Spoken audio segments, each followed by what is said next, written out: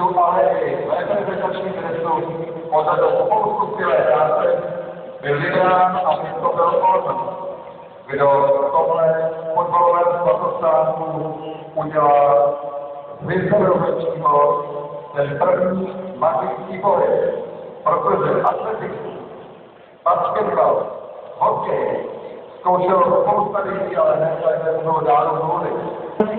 Je to moc, který měl tuto hodně proti zápasu, který sláva se dohrála, ale zároveň svojde, a jako zvlášť se podává výše. A teď si dovedete to udělat samotný to, takže velmi je to první.